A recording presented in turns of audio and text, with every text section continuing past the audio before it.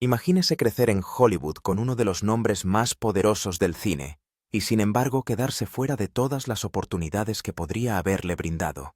Esa es la realidad a la que se enfrentó Scott Eastwood. Durante años audicionó para casi todas las películas de su padre. Y cada vez, rechazo. Incluso cuando Clint Eastwood dirigió American Sniper, un proyecto que se convirtió en uno de sus mayores éxitos comerciales y de crítica, Scott no recibió la llamada. Mientras Clint coleccionaba premios de la Academia, su propio hijo aparcaba coches y preparaba bebidas para pagar el alquiler. De hecho, trabajar de camarero le pagaba más que actuar. A los 35 años, Scott estaba tan abatido por Hollywood que se planteó seriamente dejarlo todo para convertirse en bombero. Pero lo más impactante de su historia no son los reveses de su carrera, sino lo que ocurrió cuando por fin se enfrentó al hombre que ensombreció toda su vida, su padre Clint Eastwood. Para entender ese punto de ruptura hay que volver al principio. El 21 de marzo de 1986, Scott Clinton Reeves nació en Monterey, California. Su llegada no salpicó las revistas. De hecho, ni siquiera su padre lo reconoció abiertamente. Por aquel entonces, Clint Eastwood ya era un icono de Hollywood, dirigía y protagonizaba éxitos como Pale Rider y disfrutaba de la fama en la alfombra roja. Pero mientras su carrera se disparaba, su vida personal estaba rodeada de secretos. La madre de Scott, Jocelyn Reeves, era una azafata de vuelo que conoció a Clint durante uno de sus muchos viajes a mediados de los 80. Lo que empezó como una aventura se convirtió en un romance oculto que duró al menos 3 años. El giro durante ese mismo tiempo, Clint vivía públicamente con la actriz Sondra Locke. Locke creía que eran exclusivos, que estaban construyendo una vida juntos. Ella no tenía idea de que Clint mantenía otra familia en las sombras. Cuando Scott nació, el escándalo quedó enterrado bajo una fina capa de silencio. Su partida de nacimiento no llevaba el apellido Eastwood. En su lugar figuraba simplemente como Scott Clinton Reeves. Su hermana menor, Catherine, nació 2 años después, en 1988. Para entonces ya no se podía ocultar la verdad, pero Clint seguía negándose a reconocerlos públicamente. Mientras Clint ganaba $15 millones por película, la infancia de Scott distaba mucho de ser glamurosa. Creció en Carmel by the Sea, la misma ciudad en la que su padre había sido alcalde, pero su vida fue todo menos privilegiada. Criado por su madre, Scott vivió en una relativa oscuridad, lejos del lujo y el reconocimiento ligados al apellido Eastwood. A los 10 años, Jocelyn trasladó a la familia a Hawái, y el mundo de Scott se alejó aún más de Hollywood. Pero la historia no acaba ahí, porque un día Scott Eastwood saldría de las sombras, y lo que ocurrió cuando por fin se enfrentó a Clint conmocionaría a todo el mundo. No era solo un cambio de aires. Era un intento de poner miles de kilómetros entre Scott y los focos de Eastwood. Allí, en un entorno modesto, Scott vivió una vida que sus compañeros nunca cuestionaron. No sabían que tenía un padre de Hollywood, y Clint en su mayor parte se mantuvo fuera de la vista y fuera de su alcance. Mientras Clint aumentaba su fortuna con éxitos de taquilla y nuevas propiedades, Scott se las apañaba con el sueldo de azafata de Jocelyn. De adolescente trabajó en la construcción. Trabajó de camarero. Cuando fue a la Universidad Loyola Marymount, no fue con la ayuda de un fondo fiduciario. Se pagó sus propios gastos. Mientras estudiaba la carrera de comunicación, tomaba clases de interpretación, se presentaba a audiciones para pequeños papeles y seguía usando su nombre de nacimiento, Scott Reeves. No quería un trato especial, no quería la ayuda de Clint. Pero el rechazo llegó de todos modos. Scott admitió más tarde que se presentó a las audiciones de casi todas las películas de su padre y que fue rechazado en todas ellas. Clint se negó a ayudar. Ni siquiera contrató a Scott para papeles importantes, ni siquiera cuando dirigió American Sniper, una película que recaudó más de $547 millones y obtuvo 6 nominaciones a los Oscar. Scott solo quería una oportunidad. No lo consiguió.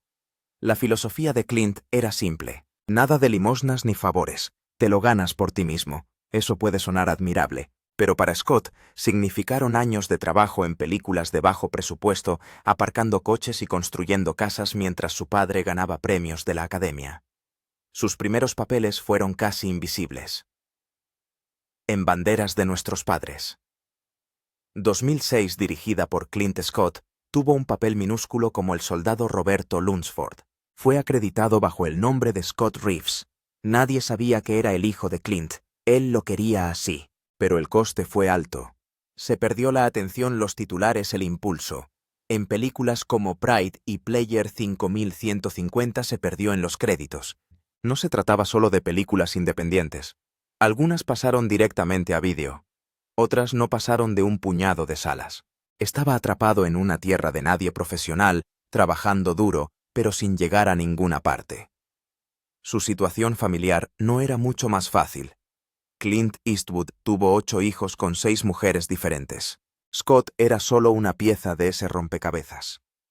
Entre sus hermanastros estaba Lori, nacida en 1954 y dada en adopción. Kimber, nacida en 1964 de una doble. Kyle y Allison, nacidos durante el matrimonio de Clint con Maggie Johnson. Francesca, nacida en 1993 con la actriz Frances Fisher. Y Morgan, nacido en 1996 con la presentadora de noticias Dina Ruiz. Algunos de estos niños crecieron en la riqueza, otros como Scott y Catherine no. Algunos no se conocieron hasta la edad adulta. Las reuniones familiares eran incómodas. El resentimiento se cocía a fuego lento bajo la superficie. Durante su adolescencia en Hawái, Scott tuvo problemas. Se portó mal. Le suspendieron por pelearse. Tenía lo que más tarde llamó problemas de ira. Sabía quién era su padre, pero no podía hablar de ello. No podía preguntar por qué estaba ausente. No podía explicar a nadie por qué se sentía importante e invisible a la vez. Cuando regresaron a California en 2000, se matriculó en el Instituto Carmel. Poco a poco la verdad comenzó a filtrarse. Algunos compañeros de clase lo trataban como a un rey. Otros se burlaban de él. Se planteó conservar el apellido Reeves para siempre, solo para escapar de las comparaciones. En la universidad ya había dejado de esconderse, pero seguía negándose a confiar en el poder de Clint. Solicitó ayuda financiera. Trabajó muchas horas, hizo audiciones para papeles que no pagaban casi nada. Y entonces algo empezó a cambiar. En 2009 Scott consiguió un papel en Invictus. Era otra película de Clint Eastwood, pero esta vez Scott utilizó su verdadero apellido. La película trataba de demostrar tu valía bajo presión. Se trataba de luchar para ser tomado en serio, y eso es exactamente lo que hacía Scott. Con solo 26 años, Scott Eastwood tomó un gran riesgo. Firmó un contrato no para una sino para 3 películas de terror. Su papel en Texas Chainsaw 3D le habría encerrado en una trilogía. Y nadie sabía su verdadero nombre. Todavía se hacía llamar Scott Reeves para evitar ser etiquetado como el hijo de Clint Eastwood. El rodaje tuvo lugar en Shreveport, Luisiana, allá por agosto de 2011. Scott ni siquiera había visto la original La Matanza de Texas. La única versión que había visto era el remake de Jessica Biel, y sin embargo se metió en una de las franquicias más icónicas del terror. Esa película se convirtió en la 7ª entrega y se planteó como una secuela directa de la película original de 1974. Entonces, llegó un gran punto de inflexión. Solo un año después, en 2014, Scott se unió a Fury, una descarnada película sobre la Segunda Guerra Mundial protagonizada por Brad Pitt. No se trataba de un papel menor. Interpretó al sargento Miles, el nuevo soldado de la tripulación del tanque. El reparto ganó el premio al mejor conjunto del National Board of Review. Eso significaba que Eastwood, que seguía intentando demostrar que no se basaba en un apellido famoso, estaba ahora codo con Pete Shia LaBeouf y John Bernthal. Era el reconocimiento oficial de la industria, y no fue solo por presentarse. Scott tuvo que someterse a un intenso entrenamiento militar y manejar auténticos tanques Sherman de la década de 1940. Fue un trabajo duro físico y emocional, pero valió la pena. Por primera vez los críticos empezaron a llamarle actor de verdad, no solo el hijo de Clint. Un año después, en 2015, Scott dio otro salto inesperado, esta vez en el romance. Protagonizó The Longest Ride, una película de Nicholas Sparks, en la que interpretaba a un jinete de toros que se enamora. Era el clásico Sparks: quemaduras lentas, grandes emociones y elecciones imposibles. Pero esto es lo salvaje. Scott hizo sus propias acrobacias montando toros. Eso fue durante un año repleto de estrellas de Marvel y grandes éxitos de taquilla. Aún así, Scott salió adelante. Incluso fue nominado para Choice Movie Breakout Star. Los estudios le veían ahora de otra manera. Y justo cuando la gente creía que lo tenía claro, Scott volvió a sorprender a todo el mundo. Ese mismo año apareció en el vídeo musical Wildest Dreams, de Taylor Swift. No fue un simple cameo, sino que interpretó al principal interés romántico en una película africana de ensueño ambientada en los años 50. Dirigido por Joseph Kahn, fue uno de los vídeos más sensuales y cinematográficos de Swift.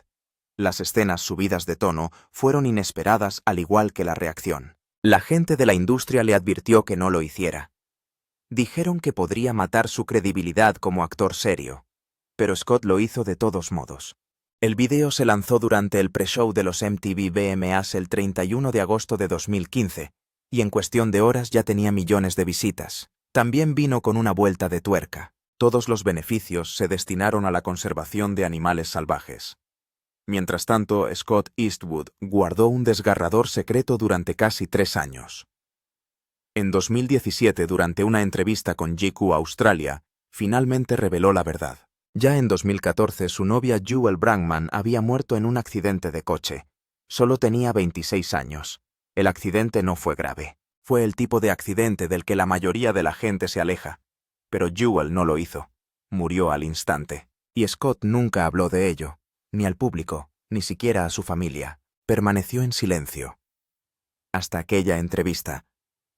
Jewel conducía de San Diego a Los Ángeles en un Honda Civic 2001 que había alquilado. En el camino chocó ligeramente por detrás con otro vehículo en un pequeño choque en cadena. Nada parecía mortal.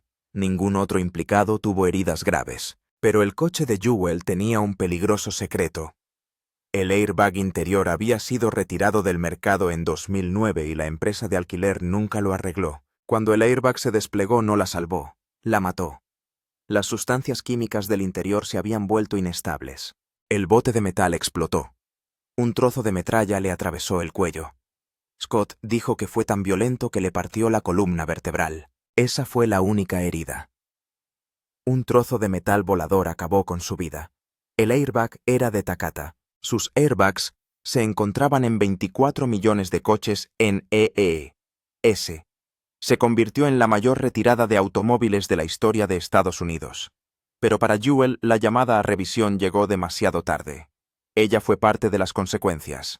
Su padre Alexander Brackman estaba destrozado. Se había mudado al otro lado del país para estar más cerca de su hija. Ella era su única hija. Era su mejor amiga. La última tarjeta del Día del Padre que le dio decía que siempre sería su niña. 3 meses después se había ido. Scott estaba destrozado. Dijo que había perdido amigos antes, pero nunca a alguien a quien quisiera así. Nunca se había enfrentado a la pérdida de un compañero. Eso le cambió. Dijo que hizo que las citas fueran más difíciles. Hizo más difícil confiar en la gente. Durante años ni siquiera se lo dijo al padre de Jewel. En 2017, admitió todavía no he encontrado las palabras adecuadas. El padre de Jewel había suplicado respuestas. Quería que el mundo supiera lo mucho que la querían. Pero Scott permaneció en silencio. Y cuando finalmente habló fue claro. No estaba curado, todavía estaba roto. El dolor de Scott no era solo por el accidente, fue por lo que no hizo. Nunca tendió la mano, nunca llamó, cargaba con esa culpa. Y cuando finalmente se abrió no fue solo por el dolor. Se trataba de vergüenza, culpa del superviviente, miedo, parálisis emocional. No sabía cómo enfrentarse a un padre que lo había perdido todo. Pero antes de todo eso, antes del desamor, Scott Eastwood tuvo otro tipo de mentor, Paul Walker. La estrella de Fast and Furious no era solo un compañero de trabajo, era un amigo, un guía, un hermano mayor. Y él introdujo a Scott en algo que más tarde le ayudaría a sobrevivir emocionalmente.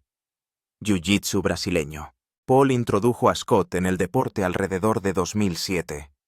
Para Paul no era solo ejercicio, era una forma de vida. Entrenó bajo las órdenes de grandes nombres como Ricardo Pranguiña Miller y Ron Shiraki. Incluso convirtió parte de su casa de Hawái en un centro de entrenamiento. Eso es lo mucho que le gustaba.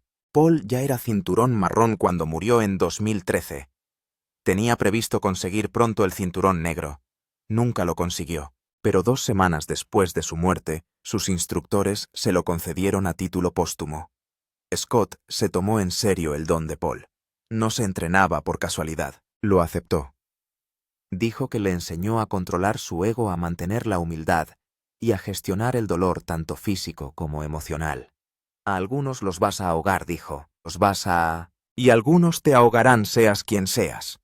Esa fue la lección. Ni la fama, ni los músculos, ni el apellido de Hollywood podrían protegerte en la lona. Había que ganarse cada centímetro. Para alguien como Scott, que creció a la sombra de Clint Eastwood, esto era esencial. Necesitaba algo que le quitara las expectativas. El jiu-jitsu hizo eso. Le enseñó a respetar sus límites. Le dio un espacio para fallar con seguridad. Se convirtió en parte de su identidad. Joe Rogan explicó una vez por qué el jiu-jitsu es tan poderoso para los hombres. Dijo que les da una forma de liberar las emociones acumuladas, una forma de dejar de fingir, una forma de afrontar el miedo y la ira sin violencia. Te hace más humilde. Te tranquiliza. Eso es exactamente lo que hizo por Scott. Tras la muerte de Jewel, el jiu-jitsu ya no era solo ejercicio. Se convirtió en terapia. Scott dijo que le ayudó a mantener los pies en la tierra, le ayudó a seguir adelante. Practicaba con regularidad, aparecía incluso cuando no quería. Esa disciplina le dio fuerza no solo para su cuerpo, sino para su mente. De una manera extraña, Paul Walker salvó a Scott Eastwood 2 veces. Una vez introduciéndole en el deporte y otra dándole las herramientas para sobrevivir después de Jewel. La muerte de Paul fue una tragedia, pero su impacto perduró. Scott llevó eso con él. Cada vez que pisaba la lona, honraba a su amiga. Cada vez que se levantaba, honraba a Jewel. Scott Eastwood no solo quería ser otro actor montado en el legado de su padre, quería labrarse su propio camino. Ese camino se abrió de golpe en 2017 cuando se unió a una de las mayores franquicias del mundo, The Fast and the Furious. Interpretó a un agente del gobierno de traje afilado llamado Little Nobody. El papel fue escrito para llenar el vacío dejado por Paul Walker. Eastwood no intentó copiarle. En su lugar aportó su propio encanto, ingenio y acero. El personaje tenía el mismo sentido del honor, le encantaban los coches rápidos y chocaba con la tripulación lo justo para ganarse el respeto. Con más de $6.000 millones ya ganados en todo el mundo, la franquicia dio a Eastwood una visibilidad global instantánea. Y no fue solo un cameo. Ayudó a localizar a la villana de Charlize Theron, Cypher, demostrando que podía con la acción y las grandes estrellas. Pero no fue algo aislado. En 2018 Eastwood fue aún más grande. Codirigió Pacific Rim Uprising, metiéndose en los gigantescos zapatos del legado de la película original. La película tenía robots monstruos, explosiones y a Eastwood como protagonista. Aunque los críticos no quedaron impresionados, la película ganó $291 millones. Y Eastwood se mantuvo firme a través de pantallas verdes, CGI y acrobacias físicas. Era una prueba de si podía llevar un éxito de taquilla mundial. Y no se quebró. Luego, en 2019, cambió de marcha. El puesto de avanzada no era ruidoso ni llamativo. Era cruda, intensa y dolorosamente real. Eastwood interpretó a un soldado atrapado en una de las batallas más peligrosas de la guerra de Afganistán. No era una fantasía heroica, fue desordenada, aterradora y emotiva. A los críticos les encantó. Rotten Tomatoes le dio un 93%. Los veteranos dijeron que parecía real. Un crítico llegó a decir que Eastwood sonaba exactamente como un joven Clint cuando murmuró la frase «No, hoy no». Esta vez no solo demostró que podía luchar, demostró que podía actuar. En 2023 estaba de vuelta en Fast X. Los fans le habían echado de menos en F9, pero ahora ha vuelto por todo lo alto. Con Mr. Nobody, se había ido el pequeño Nobody, dio un paso adelante. El elenco estaba lleno. Vin Diesel, Jason Momoa, Brie Larson. Pero Eastwood aguantó el tipo. La película estableció futuras historias, insinuando que el personaje de Eastwood se volvería aún más importante. En una franquicia que se reinventa constantemente, él se mantuvo relevante y valioso. En 2025 dio su mayor salto hasta la fecha. Alarum no era solo otra película de acción. Fue un enfrentamiento de 95 minutos con Sylvester Stallone. Dirigida por Michael Polish y estrenada por Lionsgate, la historia seguía a dos exespías que intentaban vivir en paz. Un accidente de avión, un misterioso disco duro y una persecución mortal les devuelven al caos. Stallone aportó la garra, Eastwood aportó el fuego. El director dijo que verlos juntos fue como una clase magistral, y Eastwood no solo sobrevivió a la escena, igualó a Stallone movimiento por movimiento. No era solo una película. Parecía que la antorcha pasaba de una generación de leyendas de la acción a la siguiente. Mientras las cámaras rodaban, Eastwood estaba construyendo algo más. Hecho aquí. Lanzada con el empresario Dane Chapin en 2019, no se trataba de otra marca de ropa para famosos. Era una misión patriótica. Eastwood creía que lo hecho en Estados Unidos aún debía significar algo. Su empresa empezó con lo básico. Camisetas, calcetines, calzoncillos, todo fabricado en ESU. No subcontratados, no baratos. Auténticas manos americanas detrás de cada hilo. Dijo que son los trabajadores de todo el país los que hacen posible nuestra marca, y lo dijo en serio. Eastwood no era solo un portavoz. Él y Chapin eran manos a la obra, hasta el ajuste de cada camisa. La idea era sencilla, pero audaz. Fabricar productos básicos de alta calidad y contar la historia de los trabajadores que los fabrican. Cada producto era un símbolo. La prueba de que la fabricación americana no estaba muerta.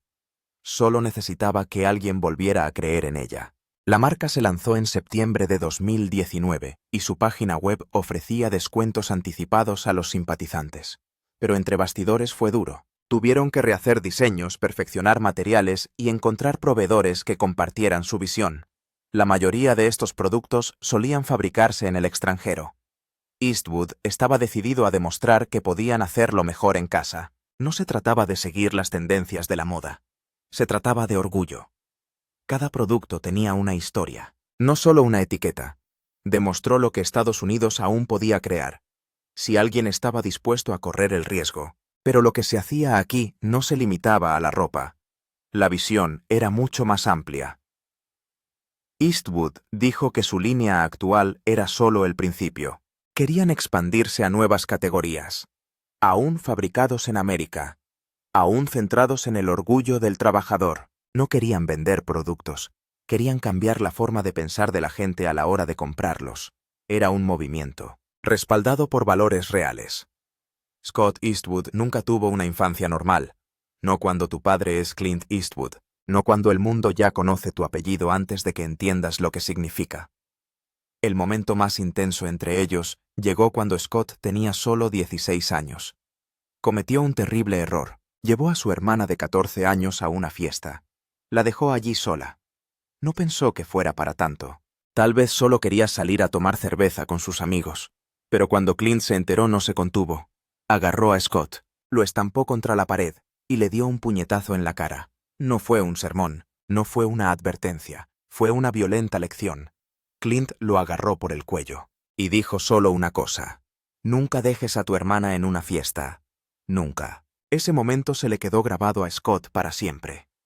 Clint Eastwood era de otra época. Una época en la que ser padre significaba amor duro. Scott dijo más tarde que su padre no creía en la mierda de la paternidad de la nueva era. En su casa hacías algo mal. Te castigaban. Así es como funcionaba. No hubo limosnas. Cuando Scott le pidió $8,000 para comprar un camión, Clint ni se lo pensó. Simplemente dijo que no. Scott tenía un trabajo. Ganaba dinero. Con eso bastaba. Tenía que averiguar el resto por sí mismo. Y lo hizo. Clint le enseñó algo más que a sobrevivir. Le enseñó a llegar a tiempo. Cómo trabajar duro. Cómo tomarse la vida en serio. Scott dice que de ahí le vino su mentalidad de buscavidas. Si quería algo tenía que ganárselo. Una de las decisiones más importantes en la carrera de Scott llegó en 2022. Warner Brothers le ofreció un contrato de 3 películas. Incluía un papel en El Escuadrón Suicida. Era el tipo de oferta con el que sueñan la mayoría de los actores. Mucho dinero. Gran exposición. Pero Scott no se sentía bien al respecto. No le gustaba el contrato. Le dijo a su padre: no quieren pagarme dinero real y no hay guión para la próxima película. Clint no intentó presionarle. Solo dijo: si se siente bien, hazlo. Si no, no lo hagas. Eso fue todo. Sin presiones, sin grandes discursos, solo instinto. Y Scott se alejó del trato. Ese momento mostró algo importante. Clint no era solo un padre, fue un mentor. Le enseñó a Scott que la elección de una carrera debe basarse en el respeto y el instinto, no solo fama o dinero. Pero su relación no se construyó solo a base de lecciones o discusiones. También se basaba en historias. Ahora Clint tiene 94 años. Es una de las últimas leyendas vivas del viejo Hollywood. Scott lo sabe. Intenta sacarle todas las historias que puede. A veces son salvajes, historias sobre Frank Sinatra o viejos decorados de cine, historias que parecen pertenecer a un museo. Clint no las cuenta a menudo. Así que cuando lo hace, Scott escucha atentamente. «No vas a estar aquí para siempre», le dijo una vez a su padre. Y lo dijo en serio. Scott recuerda haber estado en el rodaje de Space Cowboys cuando era niño. Recuerda a Clint pilotando un helicóptero por la costa de California con él sentado a su lado. A veces Clint incluso le dejaba coger los mandos. Momentos como ese no solo eran geniales, hicieron que Scott viera la clase de hombre que era realmente su padre. Centrado, intrépido y completamente a cargo de su mundo. Ahora Scott está construyendo su propio mundo. Su próxima gran película, Regretting You, está basada en una novela superventas de Colleen Hoover. Se estrenará en los cines el 24 de octubre de 2025 y cuenta con un reparto de lujo. Allison Williams, Dave Franco McKenna Grace. La historia es emotiva. Un accidente de coche destruye una familia y desentraña décadas de secretos. La propia Hoover se encarga de la producción ejecutiva. Scott sabe lo poderosa que es la base de fans de Hoover. Está entrando en un mundo que podría explotar si la película tiene éxito, pero no se detiene ahí. En Stolen Girl interpreta a Robson, un hombre que ayuda a localizar a una niña desaparecida llevada a Oriente Medio. Está basada en la historia real de Maureen Dava. Kate Beckinsale interpreta a la madre. La película está rodada en Italia y se sumerge en la traición internacional, las zonas de guerra y el amor paternal que nunca se rinde. Es descarnada, es desgarradora y es muy real. También está rodando Lucky Strike, una película de la Segunda Guerra Mundial ambientada en la Batalla de las Ardenas. El director es Rod Lurie, el mismo hombre detrás de The Outpost. La historia es personal. Está basada en una entrevista real que el escritor hizo a un veterano de guerra cuando solo tenía 16 años. Es una historia de supervivencia contada a través de los ojos de un soldado. Colin Hanks y Aunjanue Ellis Taylor son también los protagonistas. El rodaje comienza en Bulgaria en noviembre, y luego está Wind River el siguiente capítulo. Es una secuela del éxito de 2017. Scott se une a un potente reparto que incluye a Martin Sensmeyer y Jason Clarke. La historia sigue una serie de asesinatos rituales en una reserva de nativos americanos. Scott interpreta a un rastreador de peces y fauna silvestre traído para ayudar al FBI. Es oscura, tiene capas, se sumerge en la política tribal, la justicia y la supervivencia en el desierto americano. El rodaje ha terminado. Pero el estreno sigue siendo una incógnita. Scott Eastwood dijo una vez que trabajar en Hollywood era como estar atrapado en un circo. No bromeaba. En una entrevista de 2022 se sinceró sobre cómo la industria le había quemado una y otra vez. Para entonces tenía 35 años y ya se preguntaba si merecía la pena seguir a largo plazo. «Me he quemado varias veces», dijo. «No sé si quiero hacer esto hasta los 40». No eran solo palabras. Sus primeros años fueron de todo menos glamurosos. Vivió en Los Ángeles y San Diego haciendo malabarismos con trabajos como la construcción camarero y aparcacoches para sobrevivir. Ganaba entre $30,000 y $40,000 al año. Sorprendentemente ganaba más mezclando bebidas que actuando. Hubo momentos en los que estuvo a punto de dejarlo. Incluso pensó en hacerse bombero. No fue solo un pensamiento pasajero, era un verdadero plan de reserva. La carga emocional de perseguir papeles combinada con la imprevisibilidad del negocio pesaba mucho sobre él. Y ahora que se acerca la treintena, no solo piensa en el cine. Aún no tiene familia, pero quiere tenerla. Y está profundamente preocupado por cómo sería esa vida. Especialmente la idea de estar lejos de sus hijos todo el tiempo, solo para seguir trabajando en un negocio inestable. Mientras Hollywood le agotaba algo inesperado, le mantenía con los pies en la tierra. Jiu-jitsu brasileño. Se metió en ello por su amigo Paul Walker. Se conocieron hace más de una década, y Walker le introdujo en este deporte unos 6 u 8 años antes de su trágico fallecimiento. Paul estaba obsesionado con él. Tenía colchonetas en su casa de Hawái, así que podía entrenar en cualquier momento. Esa influencia se quedó grabada en Eastwood. Empezó a entrenar en serio y eso le cambió.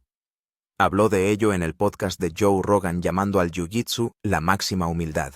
En un lugar como Hollywood, donde todo el mundo busca estatus y validación, rodar por la lona, le recordó que el ego no significa nada. Vas a ahogar a algunas personas. La gente te va a ahogar, dijo. Es sencillo, es honesto y rompe la ilusión de que eres especial. Esa mentalidad, esa calma, ese control de la realidad. Dijo que es la razón por la que los mejores tipos de Jiu-Jitsu son las personas con los pies más en la tierra que ha conocido.